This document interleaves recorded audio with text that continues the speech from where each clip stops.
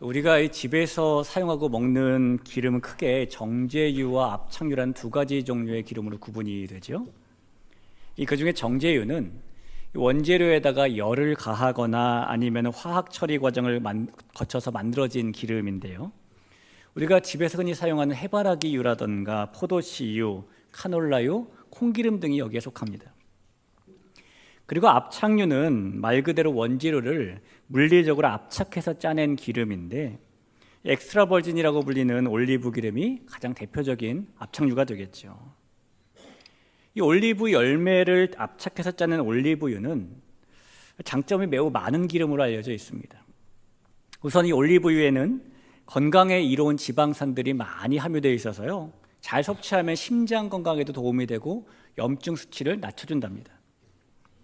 또 이 올리브유에는 강력한 항산화 작용을 하는 성분들이 풍부하게 있어서 신체의 노화를 지연시켜 준다고도 하죠. 뿐만 아니라 이 올리브유는 혈압도 조절해주고 혈액순환도 촉진시켜주고 면역 기능을 강화시켜준다고 합니다. 정말 장점이 참 많은 기름인데, 그리고 이렇게 좋은 올리브유의 유일한 단점이 하나 있다면 비싸다는 겁니다. 그렇죠? 여러분, 성경에 나오는 기름은 대부분 이 올리브 기름을 말합니다.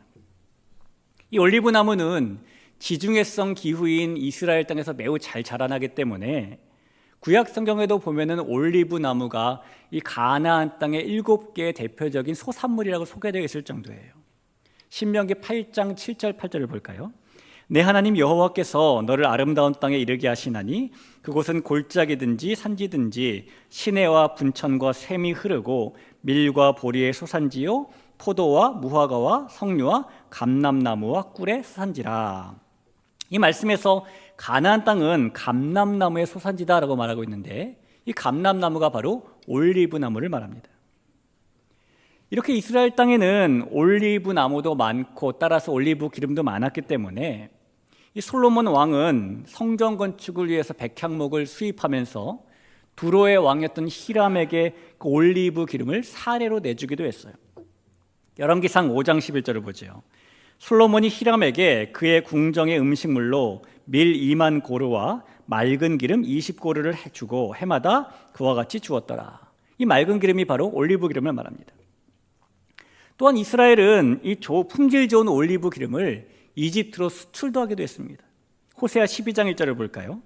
에브라임은 바람을 먹으며 동풍을 따라가서 종일토록 거짓과 포악을 더하여 아수르와 계약을 맺고 기름을 애굽에 보내도다. 이것도 역시 올리브 기름입니다. 여러분, 지금은 이 올리브유 중에서도 엑스트라 버진 중에서도 올리브를 원심 분리기에 넣어서 추출한 콜드 익스트랙션이라는 이 버전을 매우 최고로 칩니다. 그런데 그런 현대적인 기술이 없었던 과거 이스라엘에서 올리브유를 추출하는 방법은 압축해서 기름을 짜내는 방법뿐이었어요. 그리고 2000년 전 예루살렘 바로 옆에 있던 감람산, 즉 올리브산에는 그런 방식으로 올리브 기름을 짜는 틀이 있던 겟세마네라는 장소가 있었습니다. 이 겟세마네라는 이름 자체가 올리브 기름을 짜는 틀이란 뜻인데요, 예수님께서는 제자들과 유월절 식사를 마친 후에 그곳으로 이동을 하시게 됩니다. 오늘 우리는 이 본문을 통해서 그 겟세마네에서 있었던 일을 좀 만나보려고 합니다. 특히 우리는 이 겟세마네와 관련된 두 가지 질문, 어떻게라는 질문과 무엇이라는 질문을 한번 생각해 보려고 하는데, 이 각각의 질문들에 대한 답을 찾아가면서 하나님께서 우리에게 주시는 은혜를 좀 나누어 봤으면 좋겠습니다. 이 시간에 이 말씀을 통해서 이 겟세마네에서 무슨 일이 있었는지를 만나보고, 우리가 서 있는 이 자리가 2000년 전 예수님께서 서 계셨던 그 겟세마네가 될 수 있기를 주님의 이름으로 간절히 축복합니다. 우선 이 겟세마네와 관련돼서 우리가 먼저 생각해 볼 첫 번째 질문은, 예수님께서는 이 겟세마네에 어떻게 가시게 되었는가라는 겁니다. 이 유월절 식사를 마치신 예수님께서 왜 겟세마네에 가신 것일까요? 물론 예수님께서 그곳에서 기도하셨던 것을 보면은 기도하러 가신 게 맞습니다. 그런데 예수님께서는 그날 밤에 어떻게 기도하고픈 마음이 생기셨던 것일까요? 여러분, 그날 밤이 예수님께 어떠한 밤입니까? 그날 밤은 예수님께 식사 중에 하셨던 말씀대로 너희 중에 한 사람 곧 나와 함께 먹는 자가 나를 팔리라 라는 말씀대로 동고동락했고 사랑했던 제자에 의해서 배신당하게 되는 그런 밤입니다.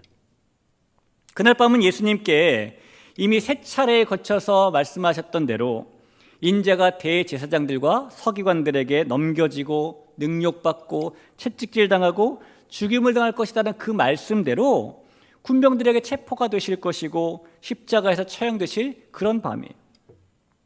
그러니 유월절 식사가 끝난 이 밤은 예수님께 달빛 찬란하고 아름다운 그런 밤이 아닌 겁니다. 오히려 그 밤은 예수님께서 내가 심히 고민하여 죽게 되었다라고 말씀하실 정도로 절망적인 암흑의 밤이고 절체절명의 밤인 것이죠. 그런데 예수님께서 이 배신과 십자가 처형이라는 결과가 눈에 보이는데도 불구하고 마치 희망이라고는 조금도 보이지 않는 그날 밤 겟세마네에 가신 겁니다. 자, 우리가 질문을 다시 한번 해본다면 예수님께서는 그런 날 밤에 어떻게 겟세마네에 기도를 하러 가신 걸까요? 여러분, 우리가 인생을 살다 보면 조그만한 희망도 보이지 않는 앞이 캄캄한 상황, 가장 깊은 절망과 극심한 혼란이 가득한 암흑의 밤을 만날 때가 있습니다. 그리고 그런 밤과 같은 상황을 만나게 되면 우리는 이 겪고 있는 고통이나 부담이 너무 심해서 어떤 말조차 꺼내기 힘든 상황에 빠지기도 합니다. 특별히 성도인 우리가 그런 때를 만나게 되면 우리는 단지 말만 꺼내기 힘든 것이 아니라 하나님 앞에서 기도조차도 나오지 않는 괴로움에 빠지기도 하지요. 지속적인 절망과 고난, 계속되는 실패, 다람쥐 쳇바퀴처럼 돌아가는 암울한 상황이나 회복이 불가능해 보이는 현실, 그 속에서 겪고 있는 고통이 너무너무 힘들다 보니까 하나님을 찾을 힘도 없는 괴로움에 빠지는 겁니다. 그래도 무작정 앉아서 기도라도 해보려고 하지만 그 순간 나오는 것은 한숨밖에 없게 되고 겨우 입을 벌려서 말하면 주여라는 단 2글자밖에 나오지 않는 이런 괴로움에 우리가 빠질 때가 있어요. 물론 우리는 믿음의 사람들이기 때문에 그런 순간에 하나님을 찾지 않으면 결국 우리가 그 절망에서 빠져나오지 못하는 악순환이 계속된다는 것을 잘 알고 있습니다. 하지만 알면서도 기도가 나오지 않는 그런 절망적인 암흑의 밤이 찾아올 때가 있는 것이죠. 여러분, 그런 순간을 만나면, 그런 절망적인 밤을 만나면 우리는 어떻게 기도의 소리를 꺼낼 수 있게 되는 것일까요?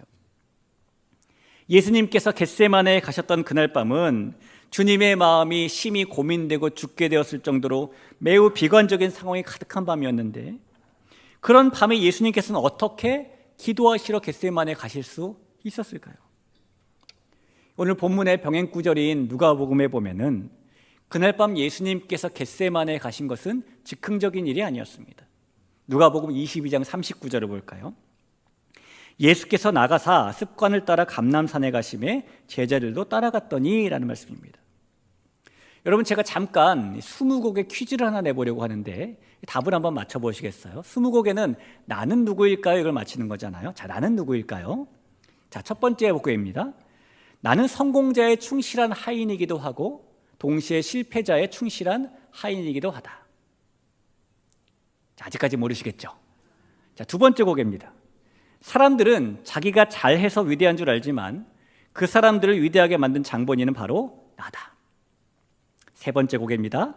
나를 잘 길들이기만 하면 내가 그 사람을 세계를 지배할 수 있는 위대한 인물로 만들어줄 수도 있지만 나를 무시하고 거부하면 그 사람은 결국 패배의 인생을 살아가게 될 것이다.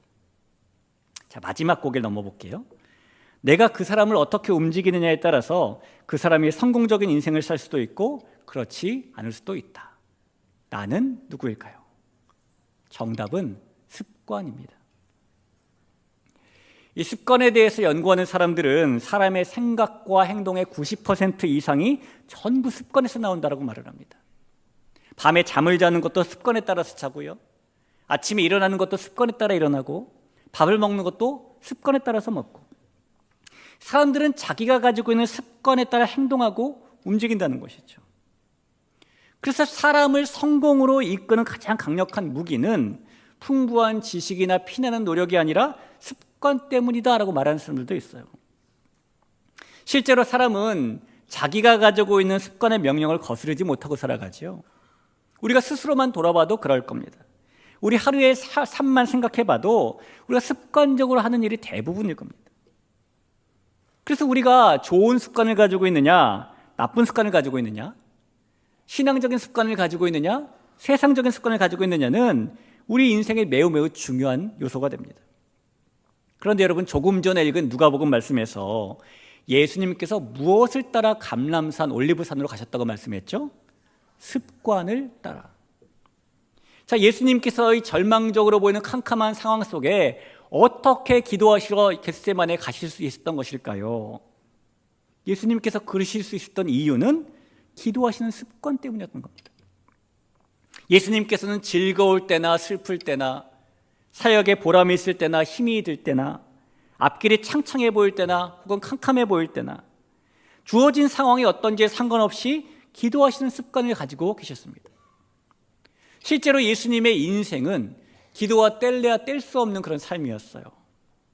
예수님께서는 공생의 기간의 대부분의 시간을 사람들을 가르치시는 데 할애하셨는데, 성경은 그 모습을 기도한 후에 가르치셨다, 가르치신 후에 기도하셨다, 심지어 가르침을 멈추고 중간에 기도하셨다고 설명하고 있어요.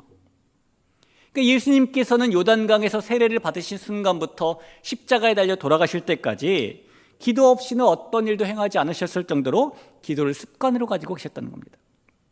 그리고 그런 습관 덕분에 예수님께서는 절망적인 암흑의 밤, 그날 밤에도 겟세마네에 가실 수 있었던 겁니다.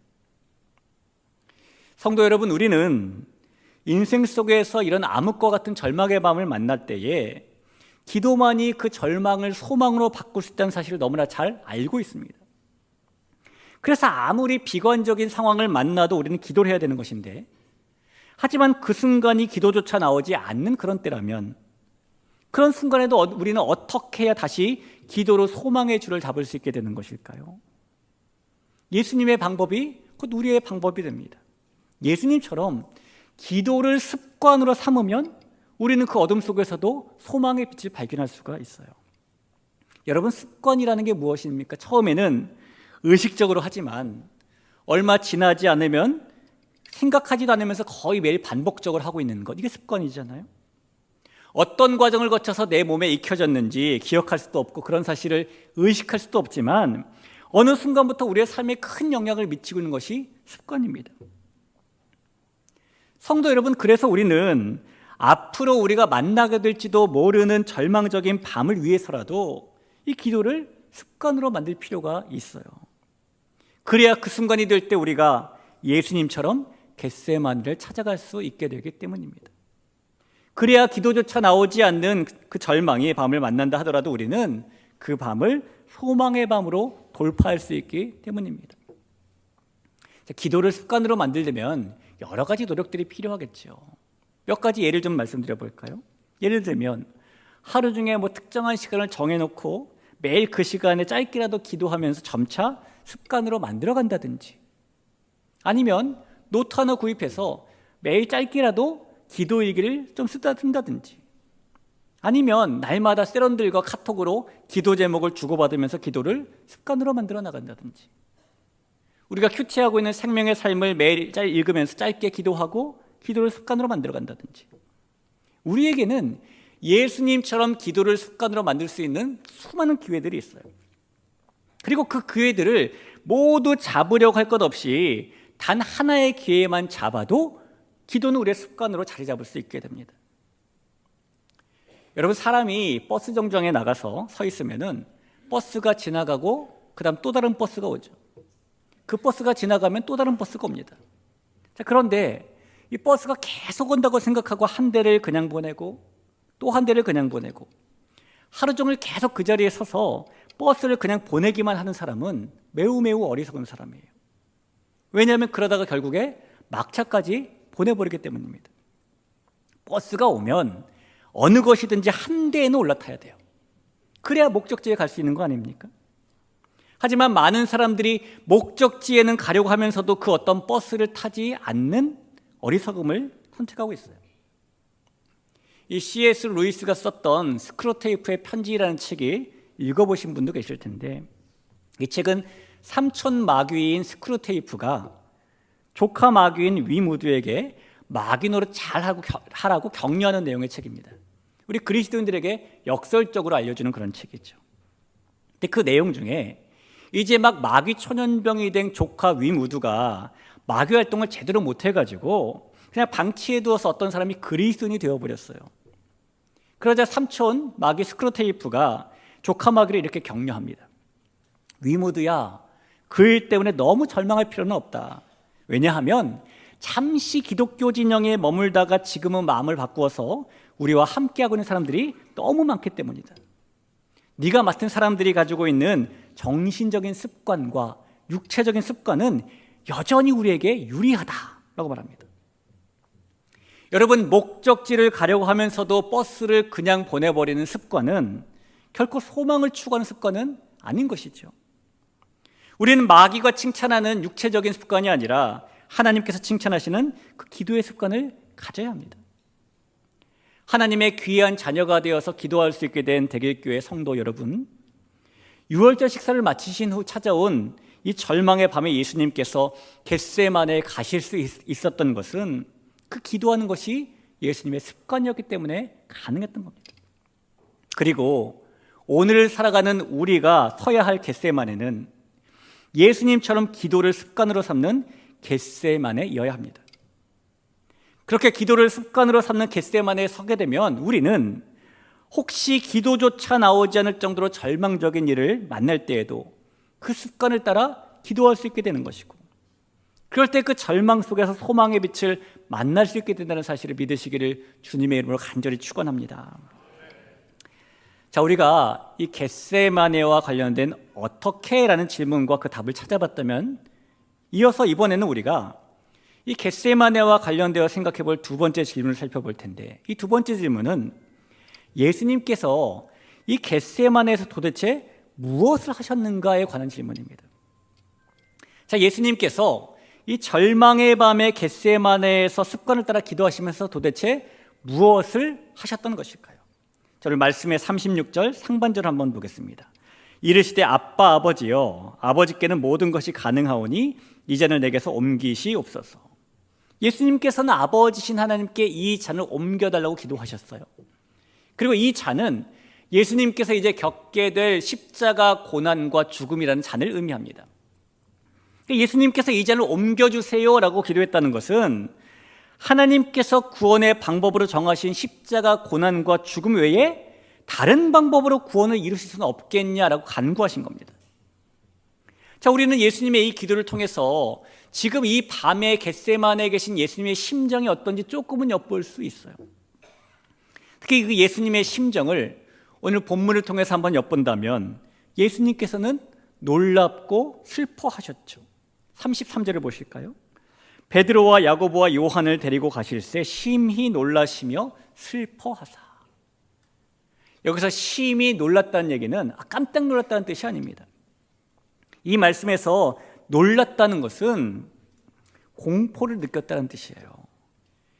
이 33절을 이 번역해 놓은 공동 번역 성경을 한번 볼까요? 이 성경에 이렇게 써 있습니다. 베드로와 야고보와 요한만을 따로 데리고 가셨다. 그리고 공포와 번민에 쌓였다라고 말하죠.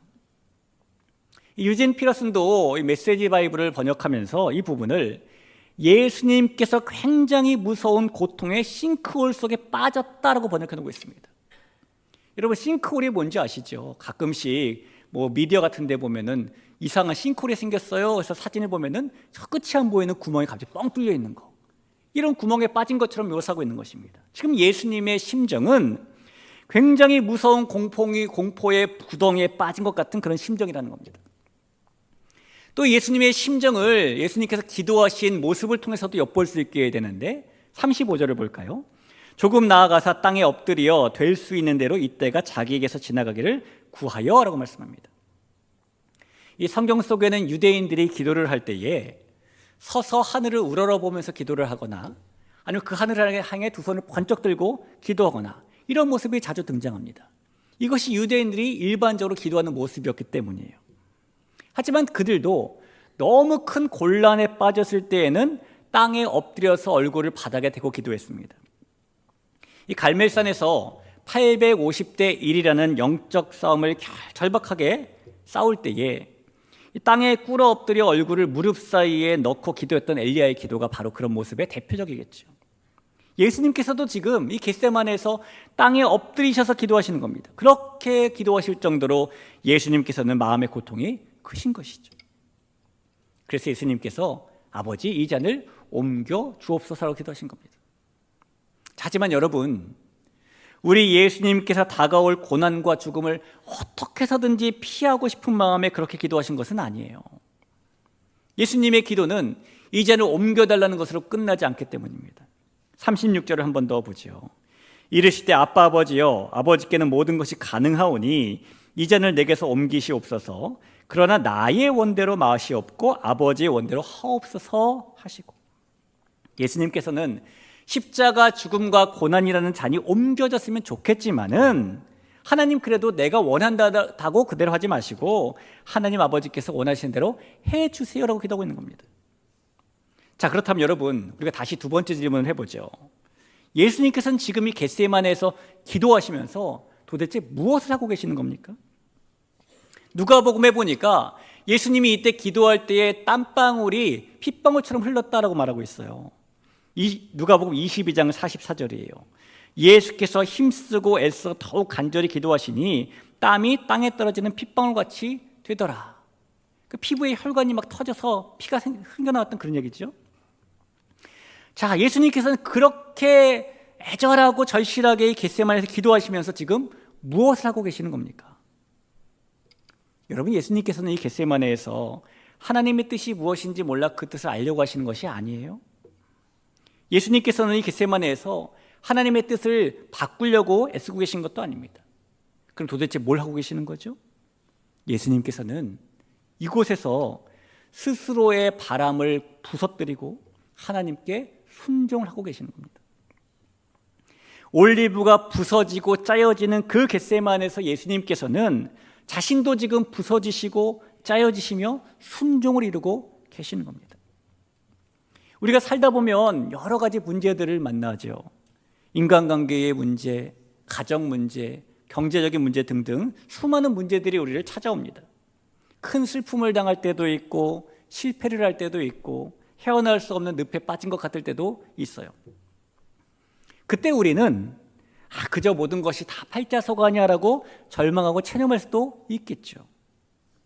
그때 우리는 하필이면 왜 나한테 이런 일이? 라고 원망을 품어낼 수도 있겠죠. 그러면서 남편이나 아내의 속을 팍팍 긁기도 하고 자녀들을 구박하기도 하고 그러다가 사람을 원망하고 세상을 원망하고 하나님을 원망할 수도 있을 겁니다.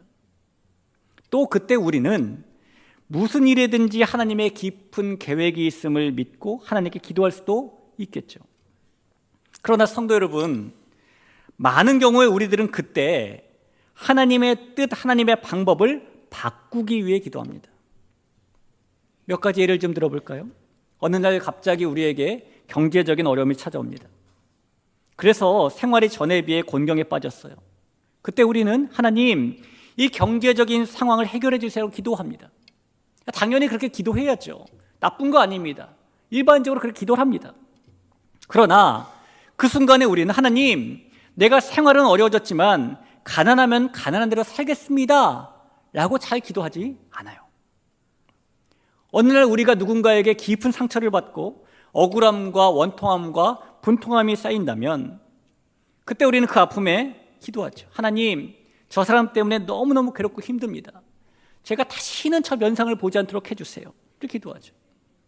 역시 이렇게 기도할 수 있습니다. 나쁜 것 아닙니다. 다윗도 그렇게 기도했으니까요.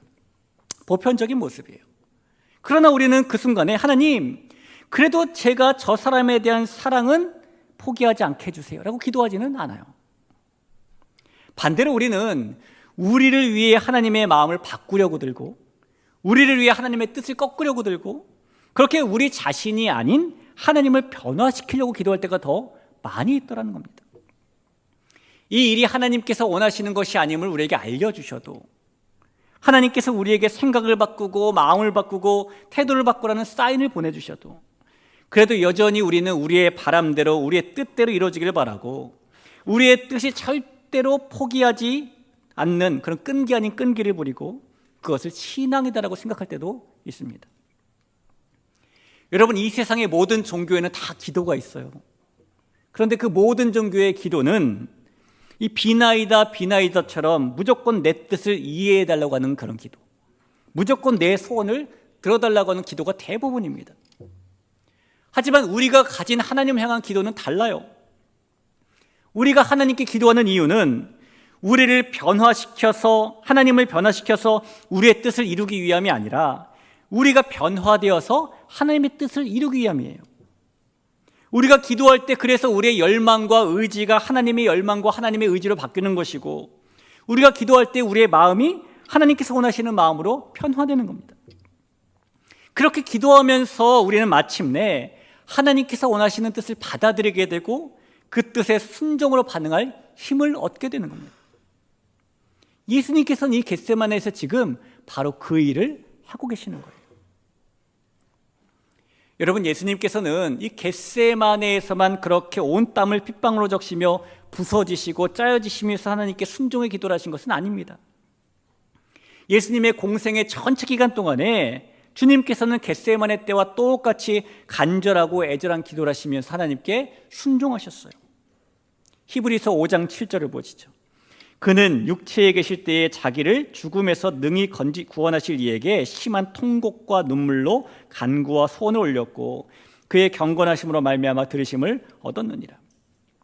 이 말씀에서 그는 육체에 계실 때에 라는 말은 그가 육체로 사는 날 동안에 라는 뜻입니다. 그러니까 예수님께서 성육신하셔서 육체를 가지고 이 땅에 계시는 동안에 그렇게 눈물과 통곡으로 기도하며 순종하시기 위해 애썼다라는 말씀인 거예요. 사랑하는 성도 여러분, 이 예수님께서 이 절망적인 밤에 겟세마네에서 진을 짜내면서까지 하셨던 일도 역시 똑같은 하나님께 대한 순종이었다는 것입니다. 그리고 오늘을 사는 우리가 서야 될 겟세마네도 예수님처럼 하나님께 순종을 결심하는 그런 겟세마네여야 합니다. 설사 우리의 뜻이 부서진다고 해도, 우리의 계획이 무산된다고 해도 우리는 순종의 장소인 이 겟세마네에 서야 된다는 사실을 기억하시길 주님의 이름으로 간절히 부탁을 드립니다. 2000년 전 이스라엘 땅에서 올리브 기름을 만들 때는요, 이 올리브 열매를 잘게 부수고 부서진 열매들을 바구니에 넣어서 겹겹이 쌓고 그 위에다가 무거운 돌을 올려놓았어요. 그렇게 해서 짜내어진 기름이 올리브 기름이었습니다. 올리브 열매 입장에서 본다면 자신이 잘게 부서지고 자신이 무겁게 눌려서 짜여지고 그래야 이 기름이 나오는 거예요. 그래서 올리브 열매에게 기름을 짜는 틀이라는 이름의 겟세마네는 자신의 몸을 부서뜨리는 그런 곳입니다. 예수님께는 겟세마네가 어떤 곳이었을까요? 예수님께도 겟세마네는 이 열매처럼 자신을 부서뜨리는 곳이었습니다. 절망에 빠져 기도조차 나오지 않을 것 같은 그 밤을 기도의 습관으로 부서뜨리는 그런 곳. 고난의 잔에 머뭇거리던 자신의 뜻을 아버지신 하나님께 순종함으로 부서뜨리는 곳. 겟세마네는 그렇게 예수님께서 자신의 모든 것을, 그 생명까지 부서뜨리는 곳이었어요. 성도 여러분, 오늘 말씀해 보니까 예수님께서는 이곳에 가실 때 혼자 가지 않으시고 제자들을 대동하시잖아요. 물론 제자들에게 깨어있으라라고 말씀하셔도 그들은 잠에 빠졌지만 이 제자들을 왜 데리고 가셨을까요? 예수님께서는 이 제자들도 예수님과 똑같이 자신을 포기하고 부서뜨리고 쥐어 짜내서 하나님의 뜻에 순종하는 겟세마네 서기를 원하셨기 때문인 겁니다. 그렇다면 오늘을 사는 예수님의 제자인 저와 여러분에게 겟세마네는 어떤 곳이 되어야 합니까? 우리는 삶에서 크고 작든 하나님 이 잔을 저에게서 거두어 주세요라고 기도할 때가 있습니다. 우리는 예수님의 십자가에 비하면 너무나도 작은 십자가 앞에서 끙끙거릴 때가 있습니다. 하나님 꼭 이래야 하나요? 하나님 다른 방법을 하면 안 될까요?